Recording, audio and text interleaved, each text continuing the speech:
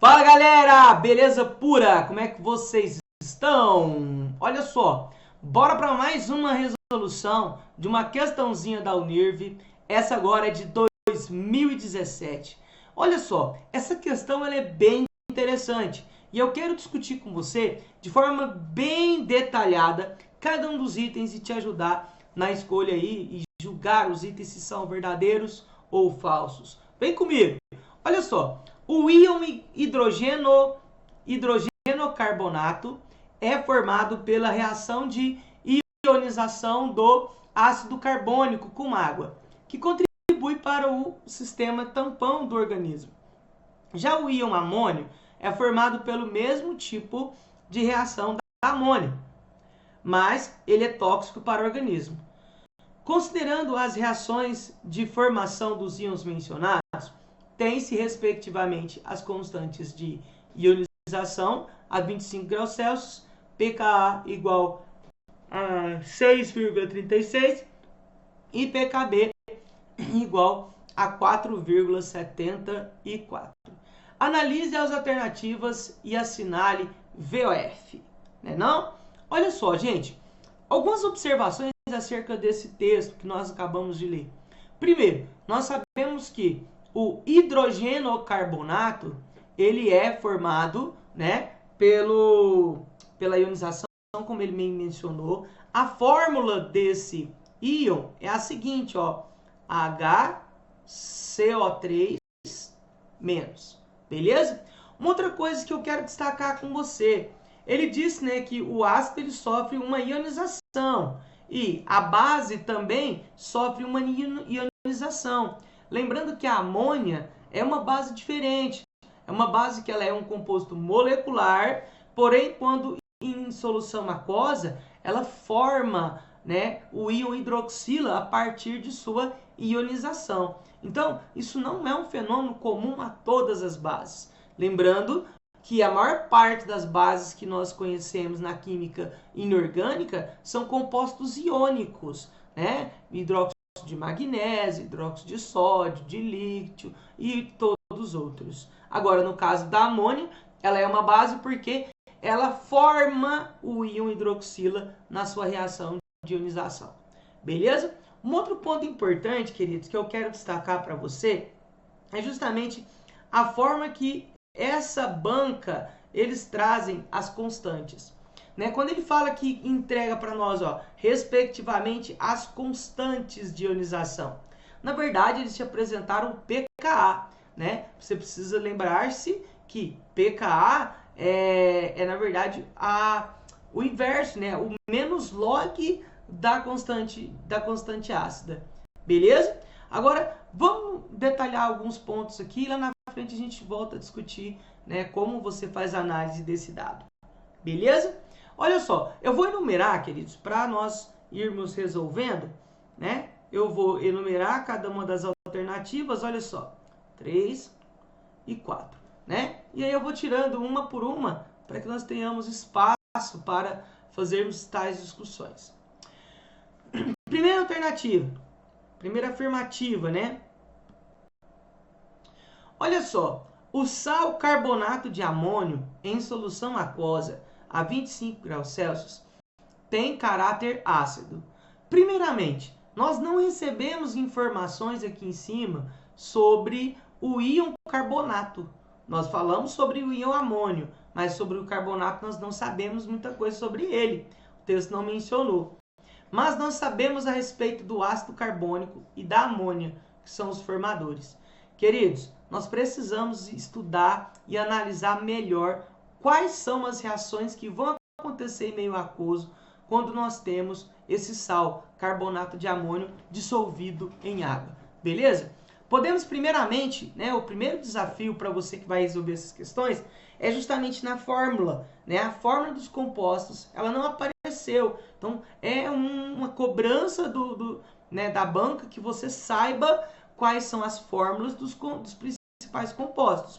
Então, eu te indico que você procure, e vá para essa prova sempre com principalmente os principais íons, carbonato, fosfato, sulfato, amônio, amônia. Você tem que saber dessas fórmulas, porque isso é bem recorrente, tá? Agora, olha só, no caso aqui do carbonato de amônio, nós vamos ter a seguinte representação, né? Nós vamos ter o íon amônio, H4,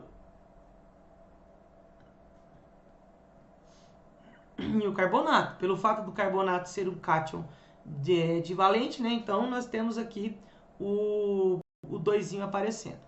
Então, ó, quando ele é colocado em água, nós vamos ter a formação de 2 mols de íon amônio mais o íon carbonato.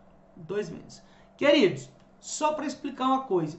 É importante, sabemos que isso, né, quando dissolvemos um sal como esse, aqui nós precisávamos colocar, né, o estado que é aquoso e aquoso. Eu não vou colocar por questão de organização. Acho que fica muito cheio, né? Eu quero mostrar para você, são uma sequência de muitas reações, então eu vou preferir não pôr. Mas se fosse, no caso, uma questão aberta, aí você teria que colocar o aquoso, o sólido e ir representando os estados físicos. Beleza? Então, ó, eu não vou pôr nesse caso, mas fiquem atentos para você ver. Quando nós temos íon amônio em água, o que vai acontecer? O íon amônio, ele é um íon que ele consegue protonar a molécula de água. Então, ó, ele vai protonar a molécula de água, porque ele vai atuar, segundo a teoria de Bronsted-Lowry, ele vai atuar como um doador de H+, certo? Ele vai atuar como um ácido, segundo Bronsted-Lowry, Bl para os íntimos, beleza? Olha só, nós vamos ter então que esse H+, ele doando, né, um H+ para a água, nós vamos ter a formação agora da amônia mais H3O+, certo? Porque foi protonado. Então, ó, lembrando que nós vamos ter ele doando um próton, né? A amônia sendo formada, depois a reação ela se estabelece em equilíbrio. Até, ó, vamos colocar a setinha de equilíbrio químico aqui, porque ela é a mais adequada para esse sistema, né? Então, ó, pondo aqui então a setinha de equilíbrio. Agora, olha só, né? Nós temos aqui, ó, 2 amônio. Então, eu vou colocar 2 amônio para garantir, porque aí vamos precisar de 2 águas, 2 amônias, 2 H3O+. Beleza? Agora, queridos, tem um outro ponto importantíssimo. O carbonato, quando o carbonato está em água, né? O íon carbonato, ele é básico. Ele reage diminuindo a acidez do sistema, né? Então, nós vamos ter aqui, ó, ele reagindo com H3O+. Isso é um equilíbrio químico que se estabelece. E ele vai formar, então, ó, o íon bicarbonato, CO3- mais água. Agora, esse íon bicarbonato, ele também atua, né, com ação de neutralizar a acidez. Tanto é que é por isso que o texto diz que ele aparece, né, em tampão do organismo, porque ele tem justamente essa ação de diminuir a acidez consumindo íons H+. Então, ó, aqui nós vamos ter ele consumindo, né, com o H+, e nesse equilíbrio estabelece então a formação de H2CO3 mais água. Olha só, viu que apareceu o ácido que ele mencionou lá em cima, né? Se nós fôssemos então representar a reação global desse sistema, eu até vou colocar aqui de uma cor diferente. A nossa reação global seria o seguinte. Então, ó, vamos representar aqui a nossa equação global, né, de toda essa sequência de reações. Tentei fazer o mais reto possível. Mas olha só, vamos pensar aqui então. Nós precisamos entender, né, que nós podemos cortar cada espécie que esteja em lados opostos, né, das equações. Porém, né, vamos entender o porquê disso. Porque olha só, quando nós temos aqui, ó, 2 íons amônio, né, 2 íons amônio que são formados na dissociação do sal, eles são consumidos aqui nessa reação. Agora, olha só, o íon carbonato, que também é formado na dissociação, ele vai ser então consumido nessa reação aqui. O íon H3O+, né, ele vai ser, ó, mais o outro H3O+, aqui, ó, 2H3O+, né? Nós temos aqui duas águas que vão se cancelar com essas duas águas que aqui estão. E aí, nós vamos ter o seguinte, o íon bicarbonato que formou aqui, ele vai se cancelar com esse íon bicarbonato que formou aqui. O que nós vamos ter, então, de produto, né, que vai aparecer nessa solução? Nós teremos a presença de NH4,2CO3, né? Isso vai formar H2CO3 mais amônia. 2 amônia. Queridos, podemos pensar aqui o seguinte, se nós entendemos um pouco sobre o ácido carbônico que foi formado, sabemos que ele tem, né, uma característica de se decompor, né? Ele se decompõe formando gás carbônico e água. Então ele sairia dessa solução e isso causaria então a presença apenas da amônia, que é o meio básico, então por isso a gente entenderíamos que o meio seria básico e não ácido.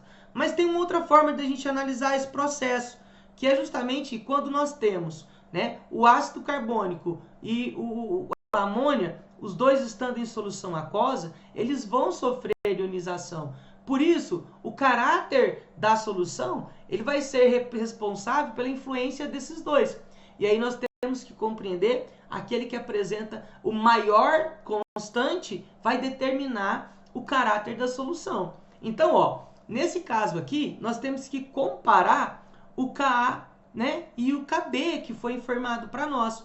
Agora, lembrando, né, que se nós temos um Kb e o Ka, nós estamos ali falando da pKa e pKb, né? Então nós pensamos o seguinte: quanto aos comparativos, eu posso assumir que o Ka, ele é o seguinte, olha só, o Ka é igual a 10 elevado a menos pKa, certo? E o Kb é igual a 10 elevado a menos pKb. Então, ó, isso nós vamos ter, quais são os valores, né? Então, ó, o nosso Ka, ele é igual a 10 elevado a menos 6,37. Enquanto o Kb é igual a 10 elevado a menos 4,74. Queridos, nós precisamos entender o seguinte: quanto menor for o Ka, maior será o pKa. Por isso nós temos o pKa sendo maior. Isso é um pega. Cuidado com isso, né? Porque sabemos que quanto maior a constante, isso vai determinar o meio, se é ácido ou se é básico. Agora, quando você compara o pKa, o pKa ele é maior do que o pKb, mas eu não tenho que comparar essas duas características. Eu tenho que comparar as constantes de ionização, né? Então, o pensamento devia ser inverso. Se eu comparo, quanto menor for o Ka, maior vai ser o pKa, beleza? Cuidado com isso. Então, ó, analisando aqui as duas constantes, nós temos que o Kb é maior do que o Ka, né? Então, quer dizer que o meio, nesse caso, ele é básico. Portanto, isso daqui não é verdadeiro e esta alternativa, ela se faz falsa. Beleza? Bora então trocar e vamos ver a outra alternativa. Espero que tenha ficado claro para você toda essa análise. Mas, gente, se você tem um pouquinho, né, de conhecimento, é bom a gente buscar sabermos que o seguinte, esses íons todos, eles formariam o ácido carbônico. Então, eu quis detalhar para você, para te ajudar a compreender o porquê nós podemos, então, fazer a comparação. Beleza? Bora para o nosso item 2. Bora para o item 2. Então, queridos, olha só, item 2, para nós então discutirmos, né, sobre esse item.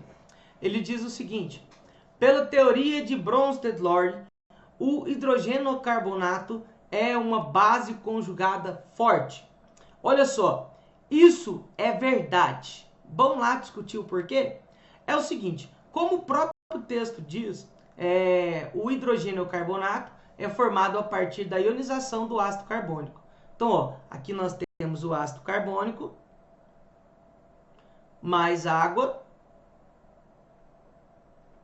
Ele vai formar em equilíbrio o íon hidrogenocarbonato, também chamado, queridos, de bicarbonato, né? Não se esqueçam disso.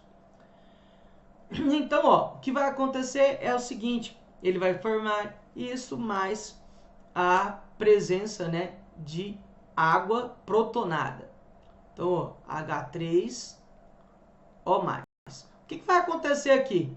Ó, o ácido carbônico vai doar H+ para a água, né? E por isso, então, ele é considerado um ácido.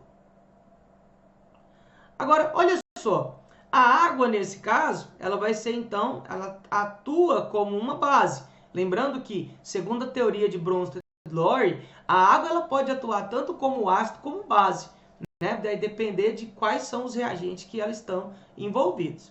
Agora, olha só, nesse caso aqui, para que ocorra a reação inversa, nós vamos ter a água protonada doando o íon H+ para o íon bicarbonato, para que ele então possa assumir e voltar novamente a esse ácido.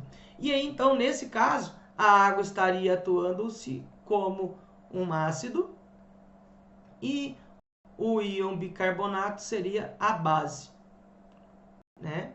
Seria a base. Olha só, ficou um pouco feia essa base e eu sou meio perfeccionista, eu não gosto desses errinhos assim, não. Vamos só corrigir e ficar bonitinho, porque vocês merecem o melhor. Olha só, quando nós falamos da teoria ácido-base, né, de Bronsted-Lowry, nós temos sempre essa ideia, né? Então, ó, isso daqui é um ácido e esse daqui é a sua base conjugada. A gente chama isso de par conjugado.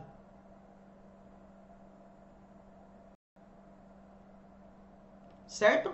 E se nós sabemos que o ácido carbônico é um ácido fraco, por que ele é fraco? Porque ele tem uma tendência a estar sempre na sua forma protonada, ou seja, na forma de H2CO3. Ele tem uma baixa ionização. Agora, isso só acontece porque a sua base conjugada é forte. Então, ele tem a tendência, né, de que essa base ela reaja com o H+ e transforma novamente a formação de ácido carbônico. Por isso, esse item ele é totalmente verdadeiro. Beleza pura?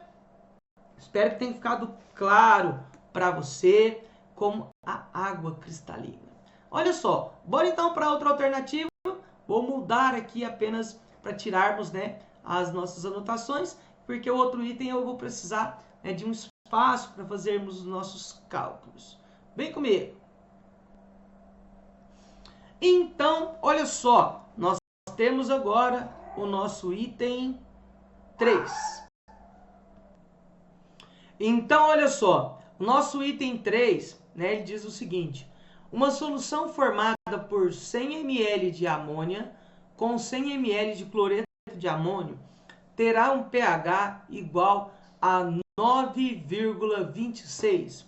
Queridos, quando nós temos uma solução formada entre uma base, no caso uma base como a amônia, que é uma base fraca, e um sal que é formado pelo amônio, que no caso seria então o ácido conjugado dessa base, nós temos uma solução tampão, certo? Por isso nós precisamos saber qual seria então o pH dessa solução tampão. E para isso nós temos uma fórmula, né? Eu espero que você esteja com essa fórmula bem registrada na sua mente, porque ela pode estar nessa próxima prova, porque esse é um tema bem recorrente nas provas da Unirv. Então, olha só, a fórmula é a seguinte: o pH pH é igual. Deixa eu trocar aqui um pouco essa cor de caneta, porque a resolução em vermelho eu não gosto. Meus amores, minhas amoras, olha só. Nós temos aqui então pH vai ser igual ao pKb, né? Porque estamos falando de uma solução tampão formado por uma base e seu ácido conjugado. Lembrando que se fosse uma solução tampão formada entre um ácido fraco e a sua base conjugada, nós teríamos aqui então que utilizar o pKb, né? Na verdade, aqui a gente não está calculando também o pH, a gente vai calcular o pOH, né? Porque a gente está calculando meio básico. Então, desculpem aqui, deixa eu reformular isso aqui novamente, colocar aqui corretamente, o pOH. Pronto, pOH. Isso é igual ao pKb mais o logaritmo da concentração do sal dividido pela concentração da base. No caso aqui, então, a amônio. Então, ó, substituindo os valores, nós teremos, então, que pOH é igual ao pKb, ele já nos informou, é igual a 4,74. Agora, olha só, gente, esse resultado todo aqui, nós vamos ter aqui log, né? Log de a concentração do sal que ele nos informou é de 0,1, ou seja, de 10 elevado a menos 1, né? Então, ó, nós vamos colocar isso daqui, ó, 0,1 dividido por 0,1. Você concorda comigo que 0,1 dividido por 0,1, isso é o equivalente a 1? Então, ó, quando nós temos, né, o logaritmo de 1, nós vamos ter que ele é igual a 0. Né? Então, ó, esse termo todo, ele vai se anular, né? Porque 0,1 dividido por 0,1 é 1, e o logaritmo de 1 na base 10 é igual a 0. Certinho? Olha só, com isso nós temos então que o pOH vai ser igual a 7,74. Mas, Zenin, não foi pedido o pH? Então é isso que nós temos que calcular agora. E para isso nós vamos usar a seguinte relação. Nós temos que pH mais pOH, isso é igual a 14. Lembra? Então, ó, pH mais 4,74, substituindo os valores, isso é igual a 14. pH vai ser igual, passa para o outro lado, né? 14 menos 4,74. Então, quer dizer que pH da solução é exatamente 9,26. Certinho? Então, ó, queridos, nós temos que esse item, ele é verdadeiro. Beleza? Bora para o próximo e último item. Vem comigo. Olha só. O íon hidrogênio carbonato, quando combinado com o íon sódio, gera um sal halóide que reage tanto com um ácido quanto com uma base. Vamos estudar e vamos compreender um pouco do que eles estão falando nesse item. Eles estão misturando um monte de coisa e querendo te atravessar e te fazer confundir. Então, ó, se o íon hidrogênio carbonato, que é o bicarbonato, justamente com sódio, formaria então esse sal aqui, ó, NaHCO3, né, chamado também de bicarbonato. Lembrem-se que bicarbonato é um sal de caráter básico porque ele abaixa, né, a acidez, ele reage com o H+. Agora, olha só, isso não é um íon ou um sal chamado de halóide. Vamos entender o que seria então esse sal halóide? Então, ó, esse item está falso. Primeiro, um sal halóide não é o mesmo que um sal que tem aí essa questão de reagir tanto com ácido como com base. Essa propriedade, né, essa característica, então, ó, essa característica daqui para cá apresentada, isso está falando de algo que é anfótero, certo? Agora, um sal halóide, queridos, né? Um sal halóide são sais que apresentam halogênios, tais como cloro, flúor, bromo e iodo. E o bicarbonato não apresenta nenhum desses. Eu quero te dar uma dica. Tem um sal halóide que, além de ser halóide, ele é também um sal duplo, né? Que é importante para você, que espero que você fique atento, porque isso pode aparecer em algumas das formas. Um sal simples, né, dos halóides seria, no caso, o NaCl. É um sal halóide. Agora, olha só, tem um outro sal que é esse daqui, ó. NaAlF6. Esse sal, né, aí o hexafluoreto de sódio, né, de trissódio e alumínio, ele é conhecido pelo nome de criolita. Na verdade é um minério, né, criolita, que é usado para baixar a temperatura de fusão da bauxita na produção de alumínio metálico. Então esse é um sal que ele é bem curioso, bem exceção, bem no nível que a Unirv gosta, né? Guarda isso daqui, ó, na mente e no coração, que isso pode te ajudar. Finalizamos então mais uma resolução desse vestibular que tanto dá trabalho para muitos, mas eu espero que você esteja preparado para essa próxima prova, que seja o seu último vestibular. Um grande abraço para você, até uma próxima questão, né? Daqui a pouco tem mais.